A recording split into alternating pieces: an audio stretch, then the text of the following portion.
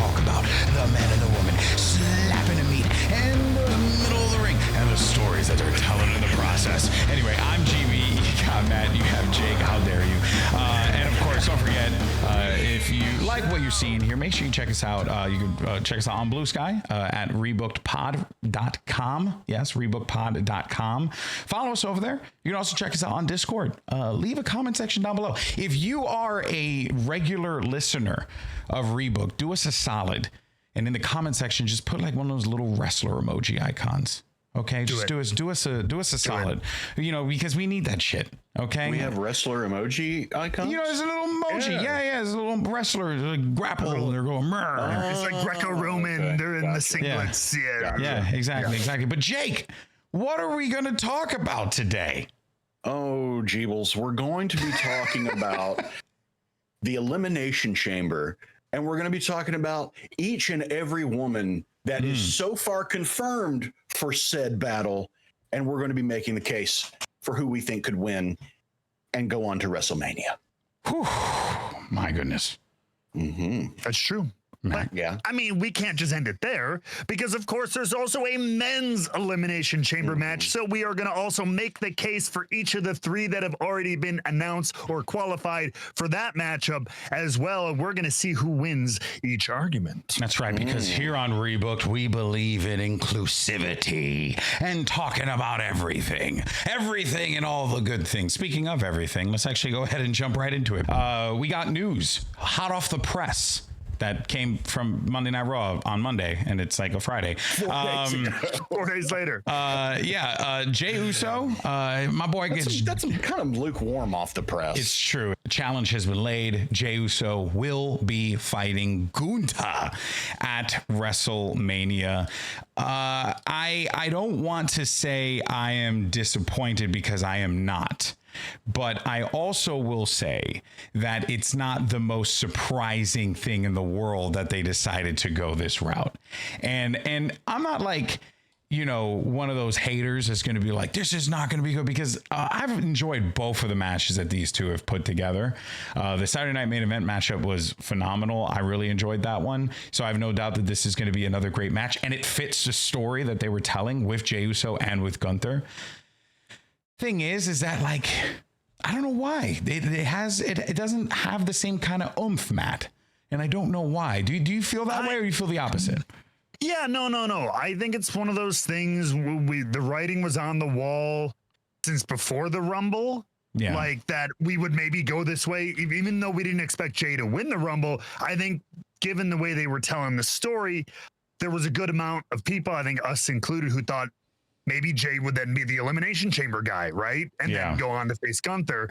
We were thinking Cena or somebody, whoever, winning the Rumble, and then Jey would be very likely one of those guys to maybe win the Chamber and face Gunther. Yeah. But no, I think it's fine. I always think it's also it's a weird thing sometimes, even though I think the story's been told fine, when the guy, especially the guy who wins the Rumble, the match we're go tour isn't really a fresh match, or like doesn't feel like they literally just did this match.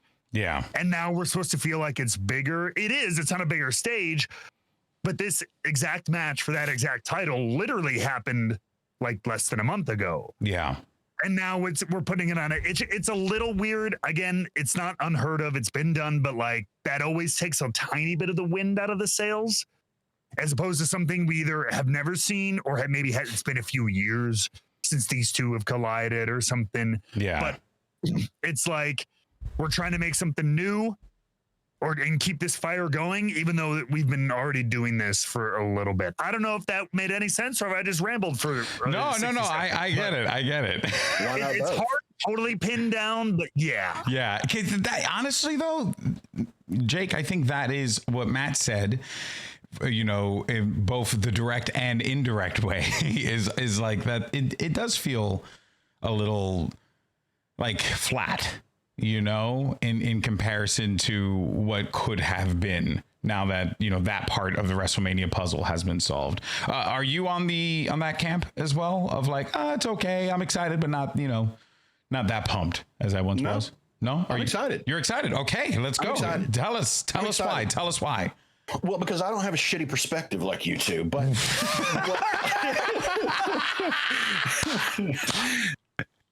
no, okay, go over it. Pop off. Like, this is how I kind of look at it, is like, there've been so many times where in shoot sports, as we call it on our Discord, join the link below. That's right. But you know, in shoot sports, there's been so many times where we've gotten into the playoffs, and two teams play in the playoffs that just played late in the season, and one team beat the crap out of the other. Wasn't even a ball game, right? Yeah. And we go into this game thinking it's just going to be the same thing. We just did this with the Super Bowl. Yeah. We were like, well, we just saw this Super Bowl. We just saw the Eagles and the Chiefs, and it seems like the writing's on the wall with that because it's Pat Mahomes, and it's yeah. But what happened? One of the most epic ass whoopings we've seen in a Super Bowl happened on Sunday.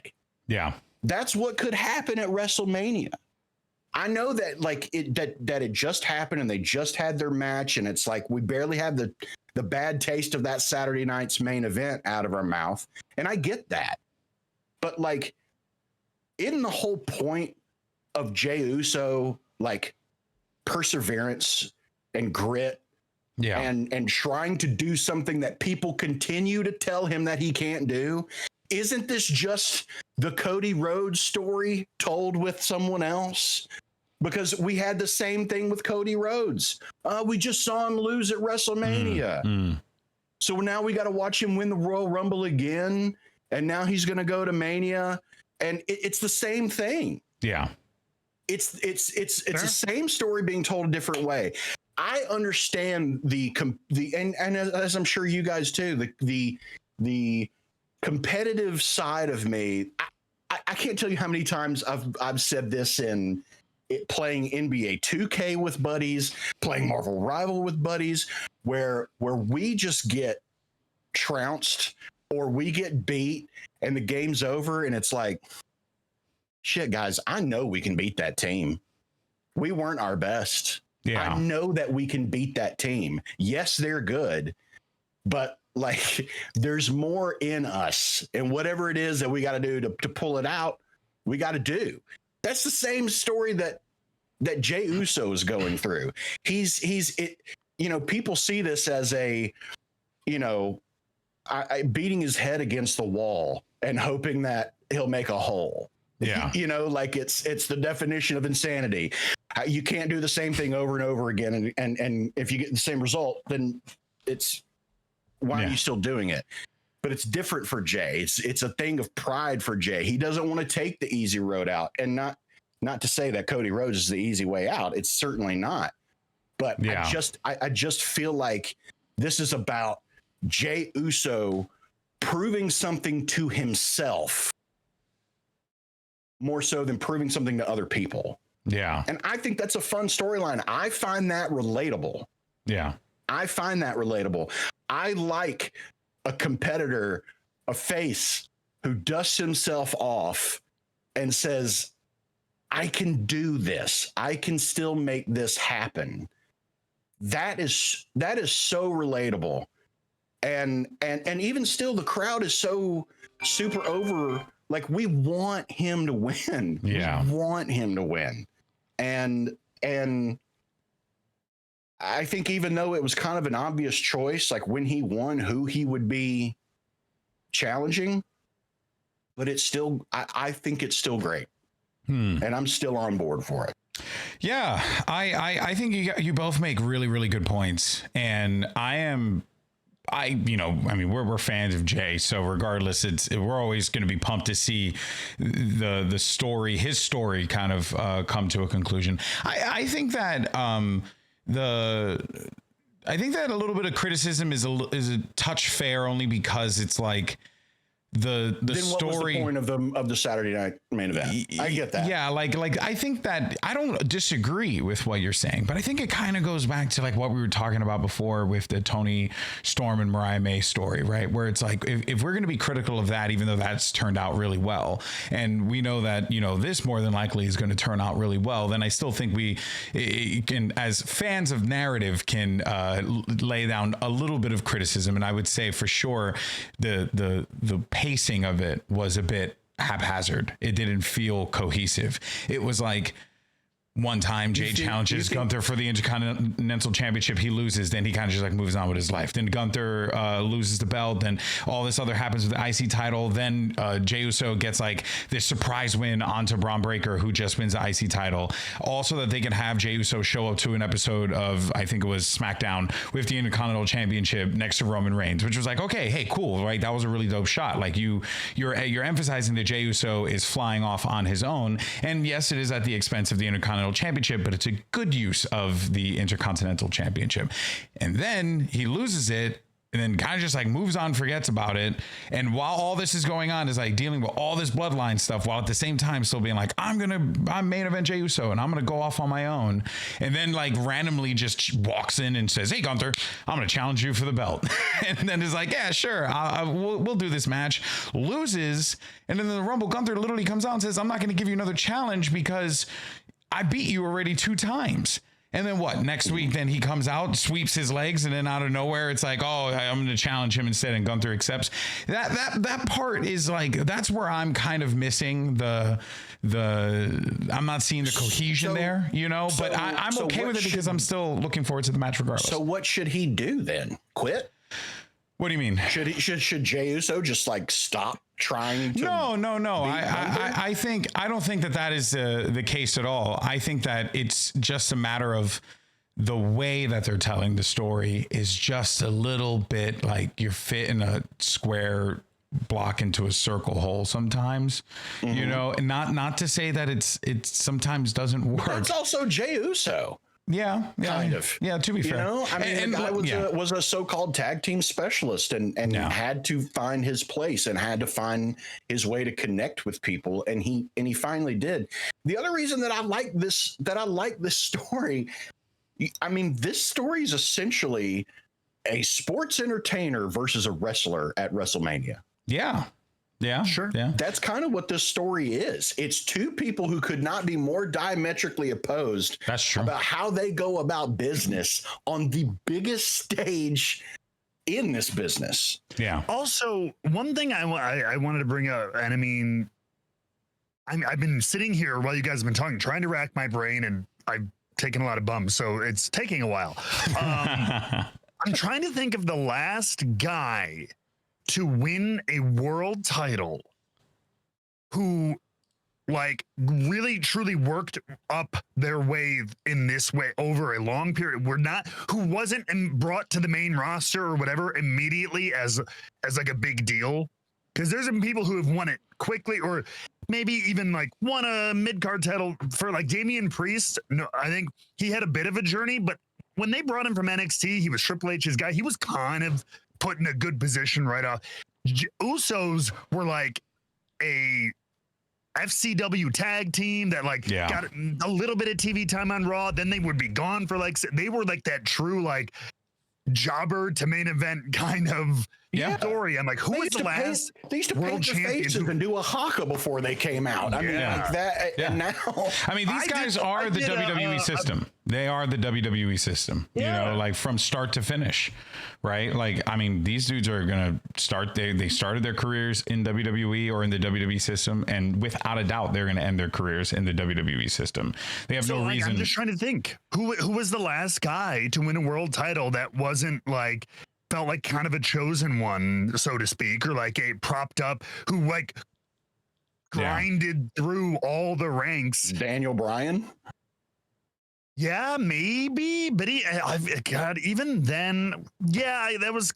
Yeah, I mean, that was a weird NXT time, but but to a degree, yeah. but he wasn't the chosen one. You know, I mean, all the Shield guys were put in prominent positions for a reason. I mean, even I would say Kevin Owens. Yeah. Same thing when he first won that title. It was he was always positioned as kind of a main player and everything like that from NXT on. And I'm just trying to, maybe Brian. Yeah, well, look, I think we'll leave the question to you lovely people who are watching and listening right now. What do you think about Jey Uso picking Gunther? Are you excited? Are you not excited? We want to hear from you. Look, I think the overall consensus... Jinder Mahal. Well, that was a unique situation, right? If I remember correctly. Yeah.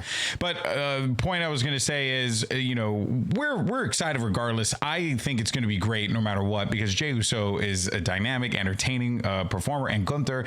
We didn't even really talk about Gunther in this, and he unfortunately kind of gets lost in the shuffle of the story of the main event, because when you think about WrestleMania, you always think about big sweeping changes and blah blah blah.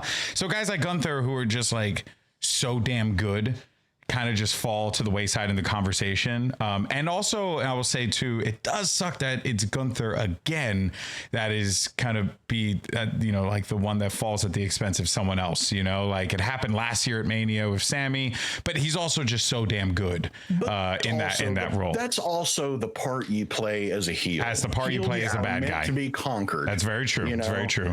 I'm more thinking of the guy, but I do understand exactly what you're talking about regarding the character that he's playing. So anyway, we want to hear from you guys.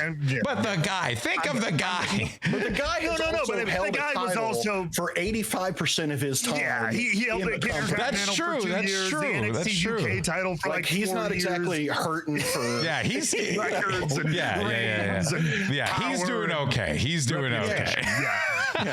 The Elimination Chamber is coming up right around the corner. Well, maybe not. I didn't feel like it. Time's elusive at this point. I've lost all meaning. Exist. It truly doesn't. But the good thing is we use wrestling to dictate movement of time.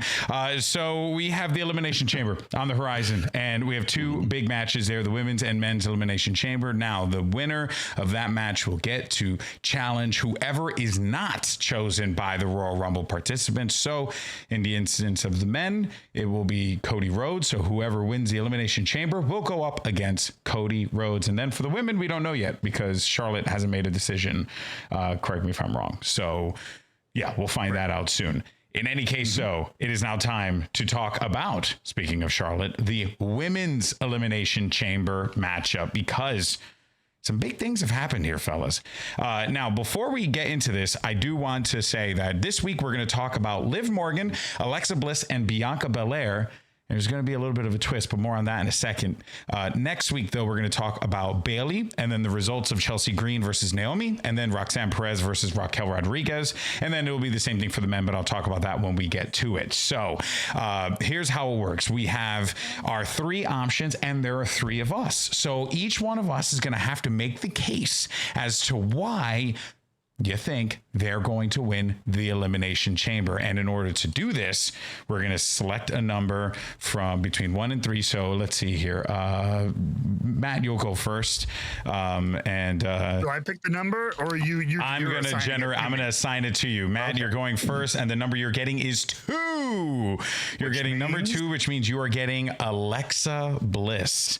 Matt, you have to make the case for why Alexa Bliss will win the Elimination Chamber. Am I going now? Go for it. Watch the Royal Rumble. Argument over. Boom. Yeah, exactly. Biggest pop of the night.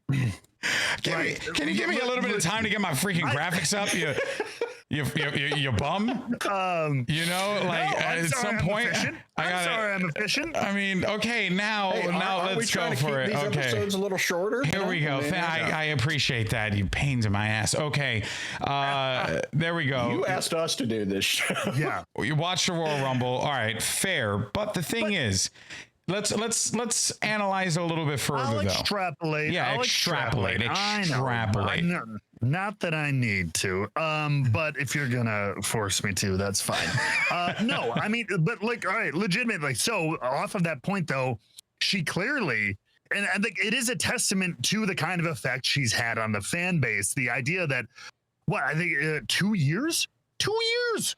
Yeah, dude, I remember growing up as a fan, and when for example, I remember when Triple H tore his quad, and like was gone for like 7 months in 2001 that or whatever. Felt like generations. Forever. Generations. Like, he's back. Yeah. And going into the Rumble. Oh my God. 2 years. It's almost unfathomable to my like 13-year-old brain. Yeah. So like the idea that people remembered and were so happy she has that kind of star power, that kind of influence on the audience. I'm biased because she's a personal friend of mine and she's very, very nice and I like good things to happen to her. But like she's one of those people that people will always, it's been since NXT. She has a likable way about her, even when she's being bad. She's adapted. She's gotten better and better every time she's come around. And she just has this magnetism that I think people want to see her in the spotlight. And I think this is not your argument, Jake. Shut up. I didn't say anything. I did. Wait. Oh, sorry. I thought I heard a chirp like you were gonna like make a point or like. That's how passionate he is. That's how passionate he is. Debate mode. Someone took student debate seriously in high school. I wish I probably should have. I wish I did. I wish I had it. Like honestly, she's so new back, so I don't have a lot of like. Oh, see, she won all these matches, or she's been on a roll, or she doesn't have that recent resume that I can kind of lean on. So it's just look at the influence and kind of impact she's had since returning. And I think that is more than enough to give you the faith and confidence to put her in a prime position. Yeah. Heading into the biggest show of the year. Yeah, I agree with all of that. What a way to jumpstart her story back. Mm-hmm. Yeah. You know, because I think what you could do, which would be fun, is she goes to Mania and loses, and maybe that's like what starts getting her back involved with the Wyatt Six. Could be. Sure. Yeah, could be. There's definitely a world that you can go into the Wyatt Six territory because, and maybe that's why they haven't been on camera all that much lately, because it's like, hey, Alexa's coming back, maybe we could do something with this, who knows.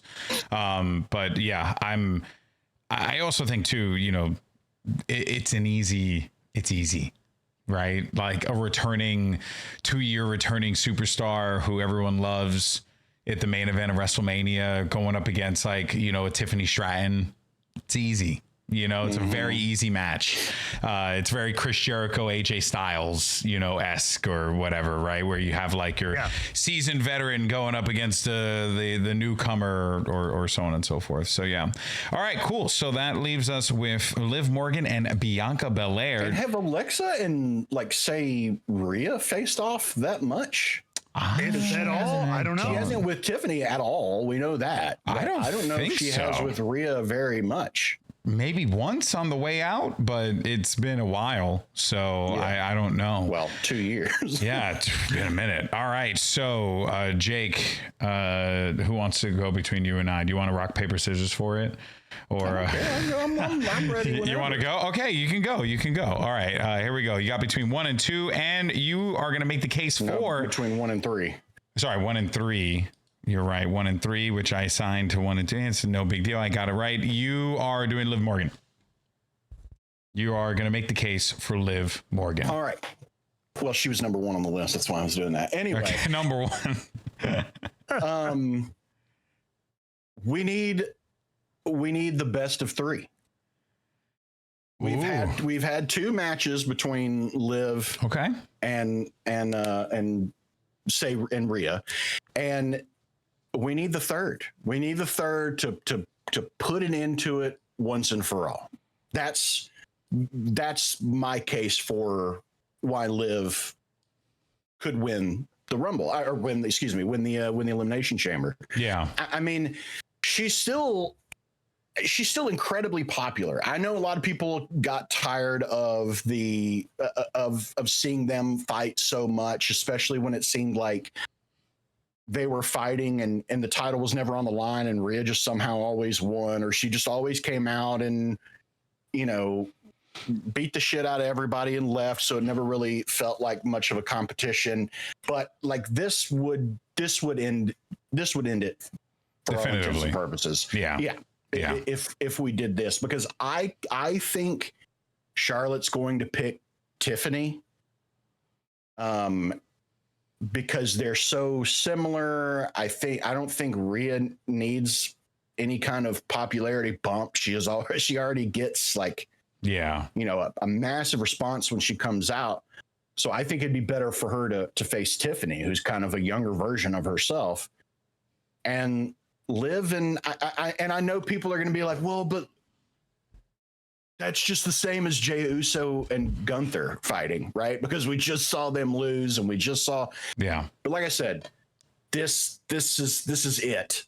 And I think like maybe we could have some kind of like, Rhea's like, okay, I'll fight you this last time, but this is it.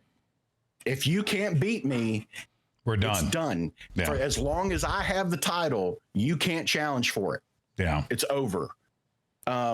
Something like that. I could also see this going. I could see this being some kind of. I could see it being a cage match or something like that to keep Raquel out. Yeah, or to keep other members of and you get something different, right? Because you're going to get something because you're going to get 4 singles matches, right? Definitively on the card.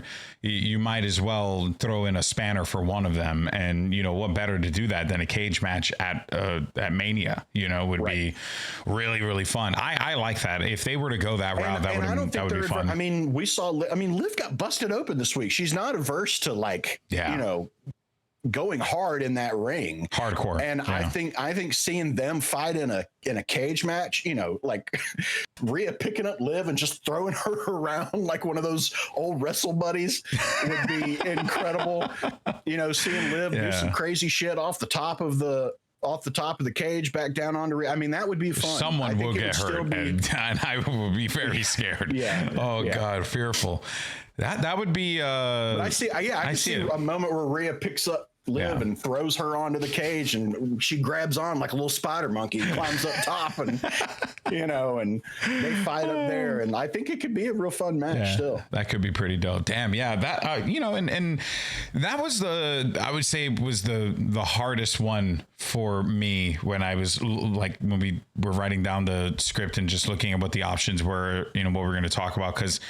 Obviously, like some of these matches, especially with the final 2, very out there, but knowing that the perspective like Raquel Rodriguez is going to be in the matchup, maybe I think adds a little bit of a interesting spin to it, which actually takes us to the final competitor to talk about in this one half of the tag team champions, Bianca Belair. So now after I'm done saying why I think Bianca will win or could win or should win. I do think that there's something happening here with the tag titles. You guys are seeing it too, right? Like pretty obvious. Yeah. Okay, cool. Because so I don't really need to say that much, but I think the long and short of it is essentially, I would not be shocked if you get Naomi and Raquel in there and then they just, eliminate one another and that leads to a tag team title match at Mania or something to that effect. I could see that being the case. That said, though, how cool would it be if that happens, but Bianca Belair wins and she wins the Elimination Chamber? And this time around, she's like, you know what? I'm going to go for the belt that I haven't held yet. She goes for the World Heavyweight Championship, right? Because what's her face? Charlotte already picked Tiffany Stratton because you're going to get that whole, generational conflict like you were talking about, Jake. But with Bianca Belair, you get like literally a marquee matchup. This is like your 2 best performers in the company. Like in ring, you will be hard pressed to find 2 better wrestlers than Bianca Belair and Rhea Ripley.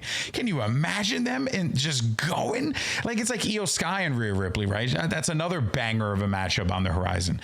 So I think like like you set yourself up with two of your biggest stars, and you can even get this really cool angle with the tag team championships, kind of like what they did with what was it, but Sami Zayn and Kevin Owens when they fought for the tag titles, or I'm trying to think what was like Damian Priest, right? Like that one when they lost the belts, but then he cashed it in and won the title that night. Like you can kind of go in some really fun directions with this, with them losing the tag titles, but then Bianca winning and then setting up Jade and Bianca, because why didn't Bianca try and like fix things when Jade got jumped? Turns out it was Naomi the whole time. You know what I mean? Like, come on, there's so much there. There's a lot of directions that they can go in. It just feels out of place for Rhea Ripley, which I don't know if that is necessarily going to work out. But that being said, though, yeah, we kind of see like what's happening here with the tag titles, which I'm not mad about it.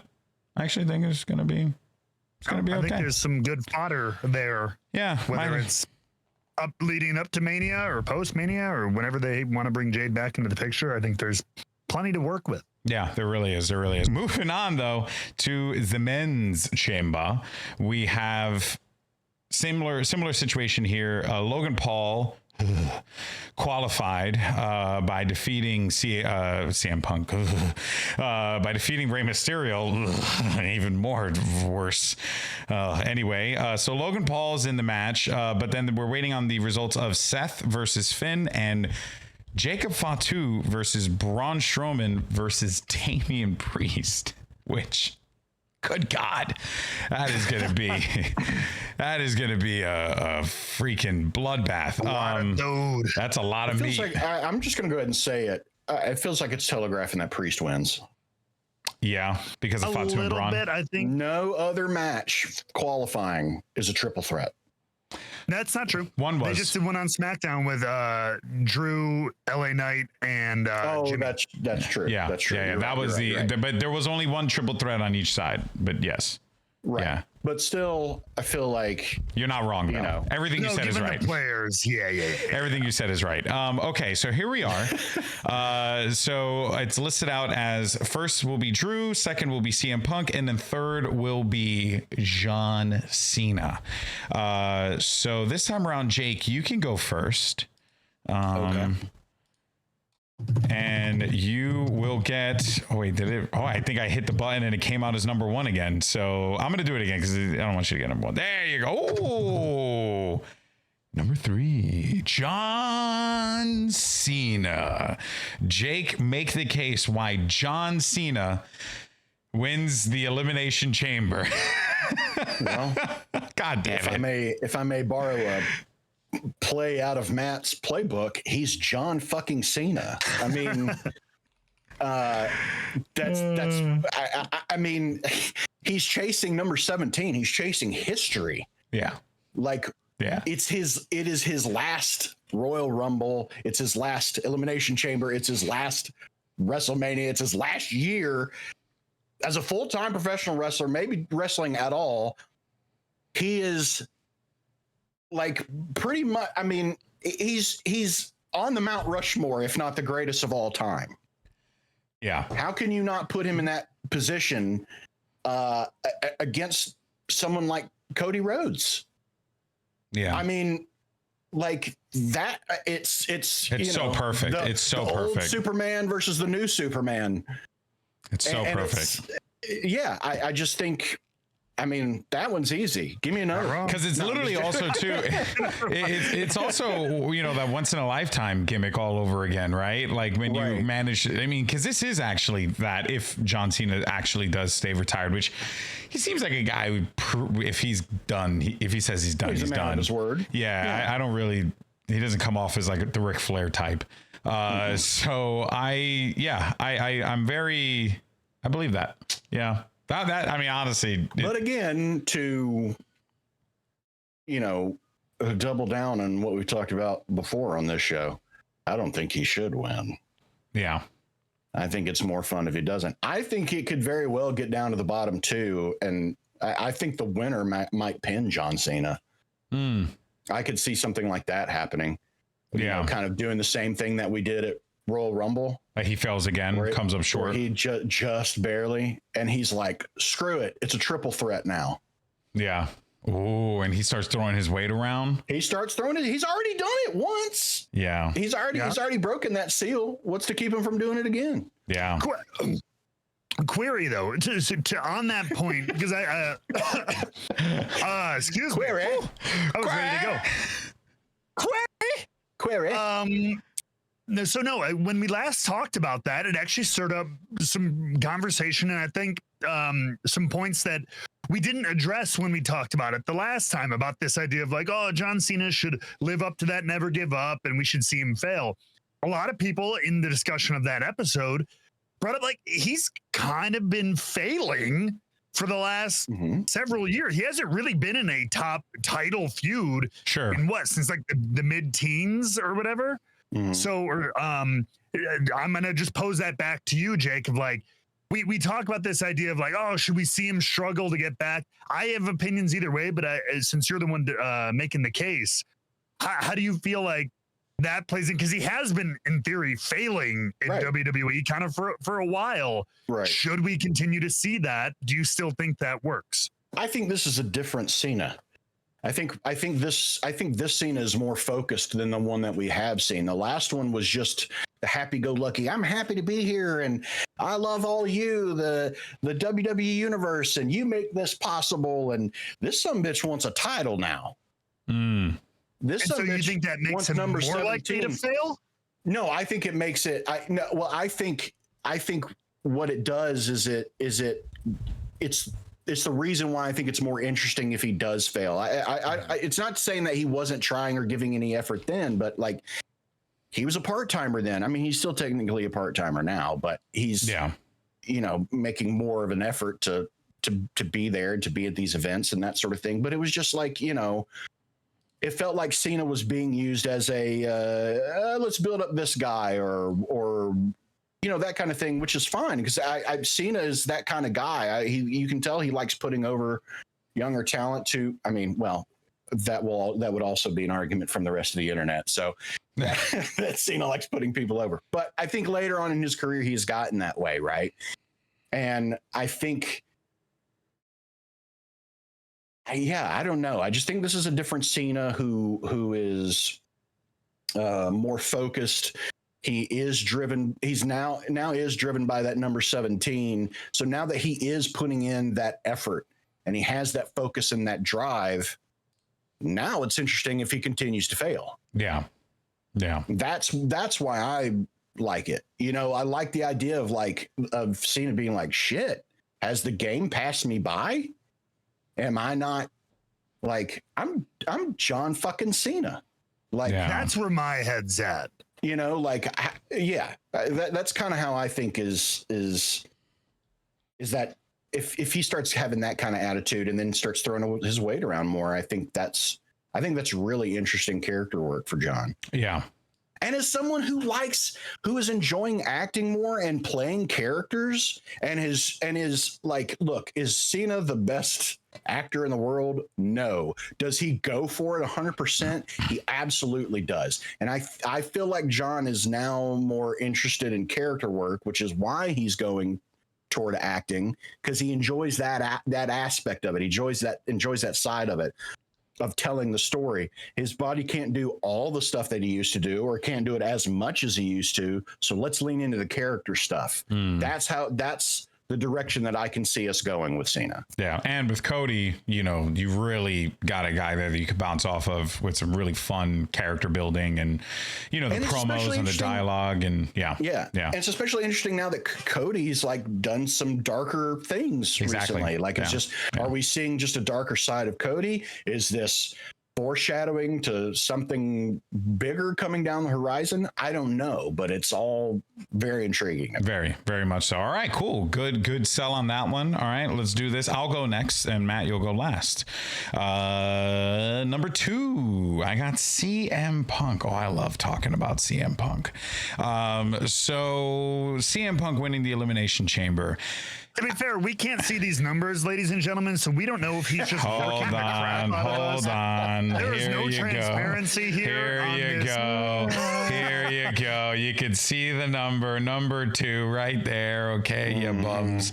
Let me fact check this random. Yeah, I know, right? Okay. I know, right? So we need more independent fact checkers. Okay, so let's talk about CM Punkius winning the Elimination Chamber. Very likely thing to happen because CM Punk, by hook or by crook, wants to main event WrestleMania, and now he has the clearest pathway that he's ever had in his entire career outside of having the WWE Championship and fighting The Rock and then losing to The Rock right before WrestleMania, to main eventing the show of shows and going up against Cody Rhodes. It makes so much sense. But here's the thing, right? Here's where I'm like, I don't know if we're going to get to CM Punk winning the Elimination Chamber, but I do believe that CM Punk will be in the match no matter what, because I think that is where he's going to call in his favor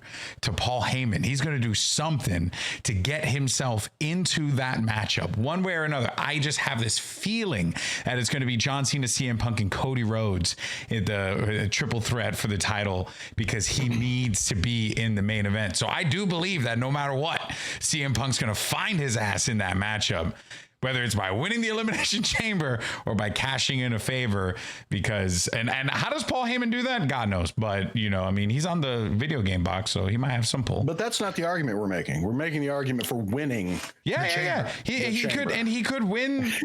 Now, the other thing, too, is in him winning the chamber, he'll more than likely do so by pinning Cena right at the end, right?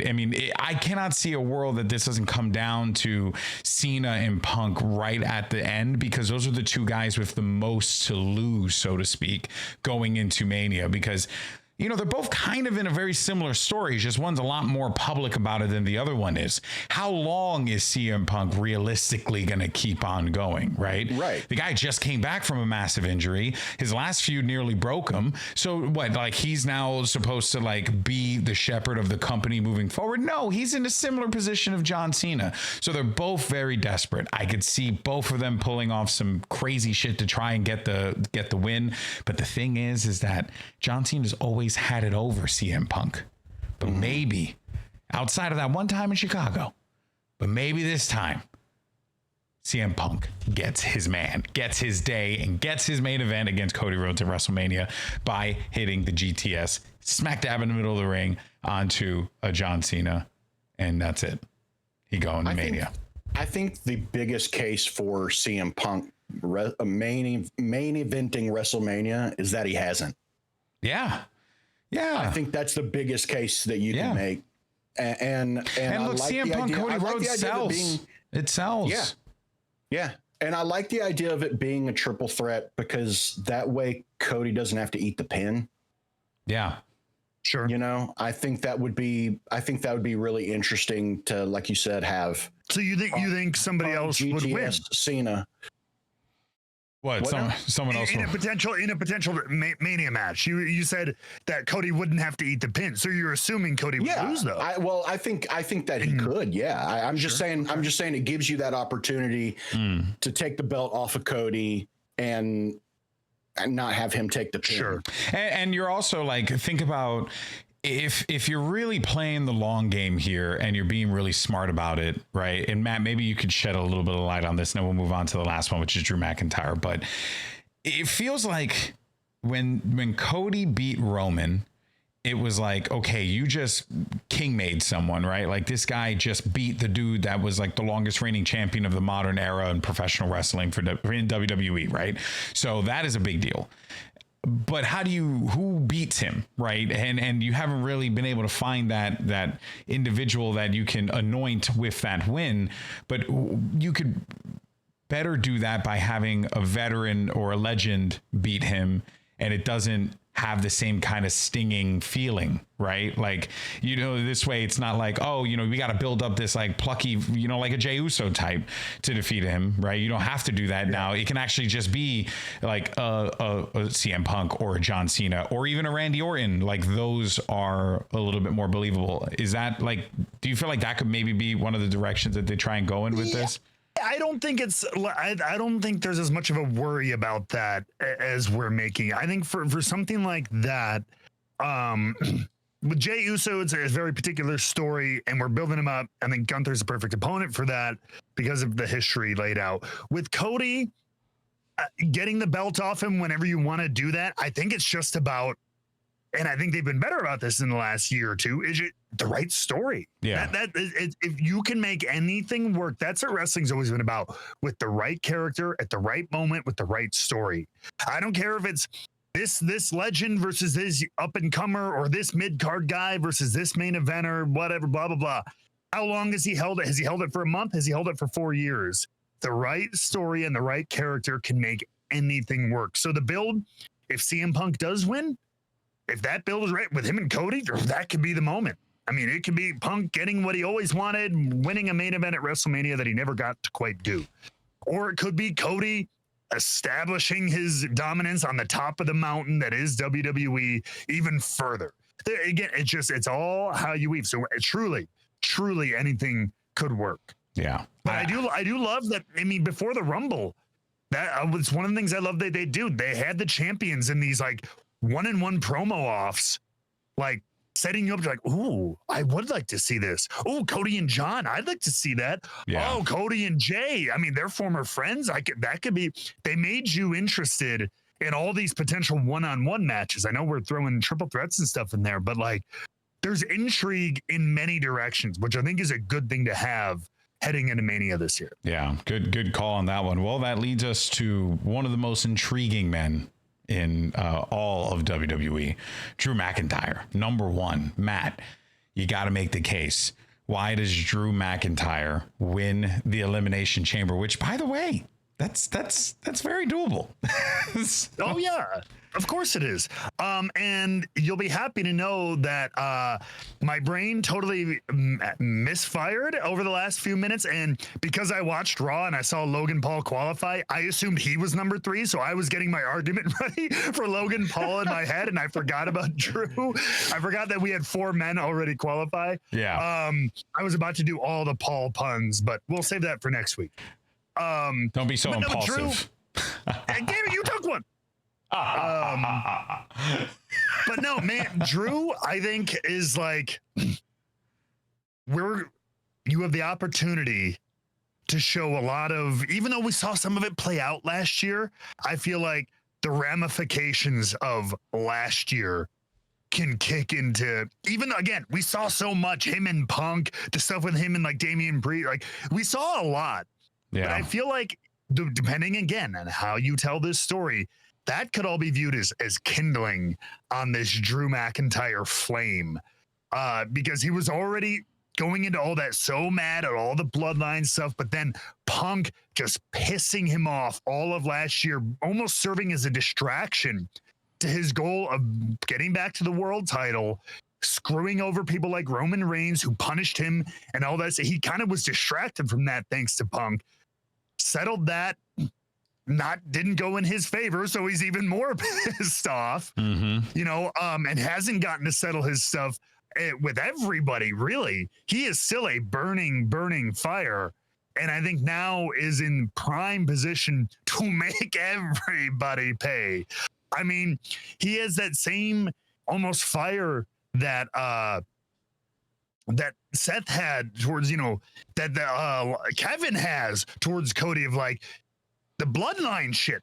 We're still close enough to it where you could tie a little bit back to it without it being overplayed. We're approaching the point where we have to start leaving it behind. Yeah. But like, after everything you fucking did to overcome that stuff, that guy, he did all that crap to me too when I was trying to win the world title, and you teamed with him. You're on this War Games team with him and all this stuff. You freaking moron! And then everybody get in the way. He's punishing Sami Zayn. He punished everybody on that team.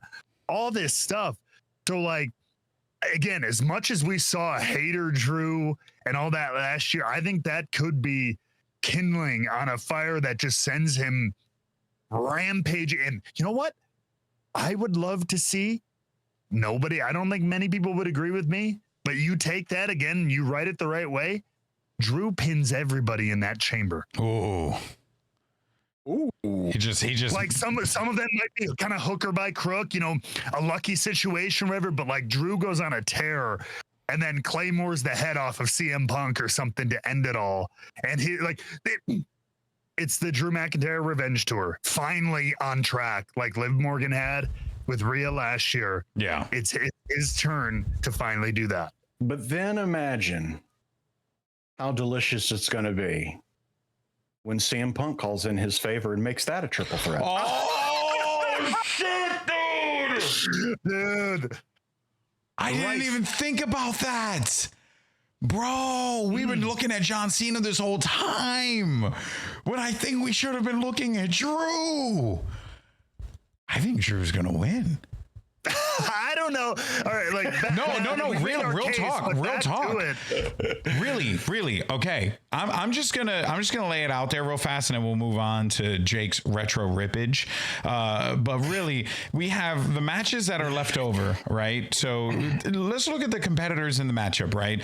Drew McIntyre, CM Punk, John Cena. Then you have Logan Paul, more than likely Seth Rollins, and then actually no, it might be Finn. Which would be lame because then it'll be Drew. I mean, not Drew. Then it'll be Damian.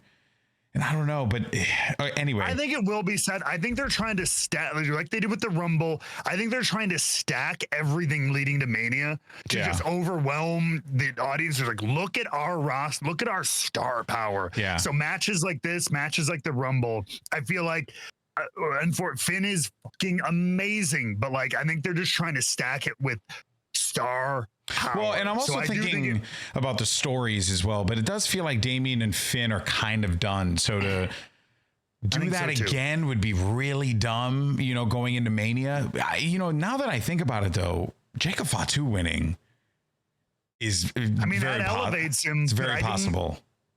It's another one of those, I don't know if would you put him in, depending on how you're feeling about it, put him in if he's not going to win? Or would you rather just have him have some badass feud with somebody else, like Braun? I don't know. Out of anybody, the man feels comfortable in a cage, as we've all learned. You know, evidently, he's going to have flashbacks. You put him inside. But the reason why I think Drew is like very possible, though. The reason why I think Drew is very possible is because of everything like that laid out. Like what was all of this for? You know, if not for Drew to get to the ultimate person that like enabled Roman, you know, Cody, the person that stole his last WrestleMania moment. Yeah. He still hasn't really had his WrestleMania moment. He won it in front of nobody. Yeah. And then he got screwed over by Priest and Punk.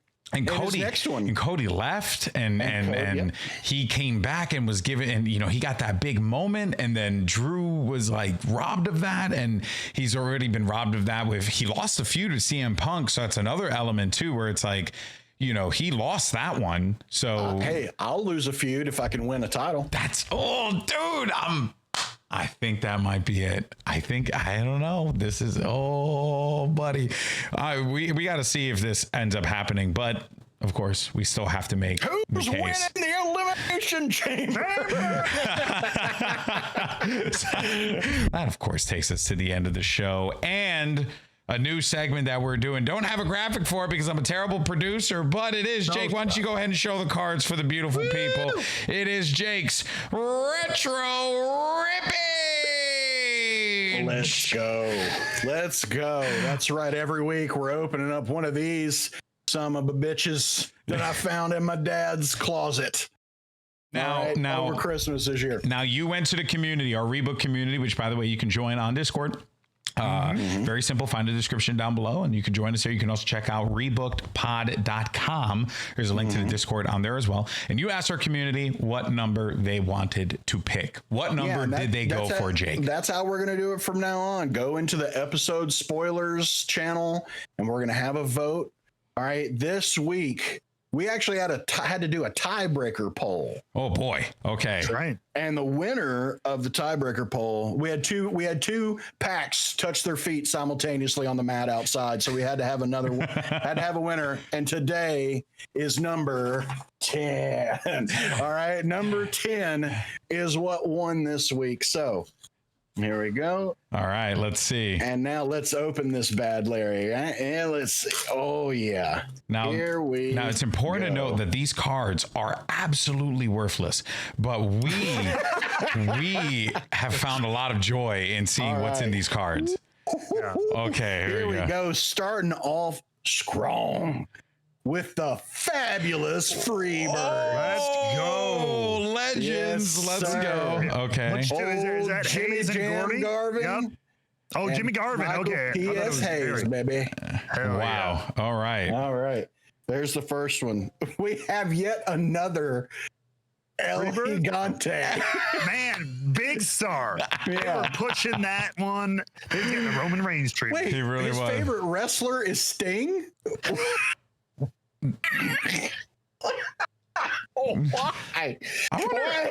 Why would you include that? I don't know. That's such a weird thing. Hey, you got to pick between three wrestlers here. Pick one. Sting. Here we go. Our next one might set up a match to go 1-on-1 with the Undertaker. Oh my baby. Teddy gosh. Long, Manager Teddy. aka Peanut Head, apparently. Alias Peanut Head. Oh my God. Peanut boy. Head. Wow. All right, we've got another Sting, Okay. Is that a new one? course. Is that a new one? Oh, that's whose nice. motto is apparently "We're having fun now." This is like that. This is like, oh, what was the show on Stars? Are we having fun yet? Yeah. Oh, Party down. Party down. Yeah, Party yeah. down. Yeah. You know my So motto. they stole that from Sting. I guess. You know my motto. We're having fun again. We're having fun now. We're having fun now. There. Here we go. Terry Taylor is the next The one, Rooster's back. Oh, who apparently has so few interesting things about him. They just put his height and weight on the card. just Oh, Terry. poor Terry. Give the guy a break. We've got motto. another fabulous Freebirds. Okay. This one just with information Just about on From Hayes. Michael P.S. Hayes. Yeah. Favorite hold DDT. That's right. Because remember, a hold It's just a wrestling is just move. a wrestling move. Any wrestling move is a hold. Is a hold. And it's still like that or Wait a minute. No. Yeah, okay. Okay, we have we have Mr. Wall Street, who I think is IRS. It is, yes. Yeah, That is 100%. Yeah. yeah. Greed is good. Yeah, Greed is good. He'll fit right in. Mr. Wall Street. Captain Mike. He'll fit right in this Old administration. microphone. Look at him. Oh, here we go. Lex Luger, baby. Of course. That meat mallet man 6'5", 274. from Boca Raton. Just stout. Just a Hell style yeah. man. How many cards are in this pack? We got 4 more cards. There's 12 per pack. Wow, that's amazing. What great value. Here we go. Oh, got the Steiner brothers. Hey, With nice. the dog. Old Ricky and Scott Steiner right there. Sick. Love it. Love it. We have another Sting Jeez. who apparently has another motto, no pain, no gain. Famously coined by Sting course, many yep. moons ago. Of You know, course. because we're having fun now. Well, they didn't say original motto. They just said favorite. That's true. That's true. That's we fair. we got one of these last week. It's a Southern Boys Southern boys. The Southern featuring- Boys. featuring Steve Armstrong. The toughest Whose opponent. favorite Fabulous. hold is the flying tackle. It's a good Yeah. hold. It's a good hold right there. All right. The best of holds. And finally, Oh, we got the man, Ric Flair, with an early shout out to his daughter. Right there. Oh, Charlotte North Kakalaki. There you and go. that completes Well done. today's retro ripping. Nice. All right. Well, there you have it. That's it, baby. You got the rippage you wanted, people. The cards are there. Yeah. The heart is in There the they cards. are. But that is going to do it for us here today. We thank you so much for tuning in. Make sure, shout out to Mr. Wall Street. Hopefully he can get us out of this. Folks, make sure you join us next week, next Wednesday, where we're going to be right back here talking about AEW goodness. And then, of course, every Friday for WWE. Make sure you join us on Discord. There has to be a story with Peanut Head. And we will find it. That had to have been an inside joke. And you know, Teddy was like, damn, guys, y'all had to put Peanut Head on my card. You done put it on the card. Well, folks, for all of us Peanut Heads, we wish you Peanut Heads a wonderful weekend. Enjoy some pro wrestling. And we'll see you guys next week. Take care, folks. Peace. Later.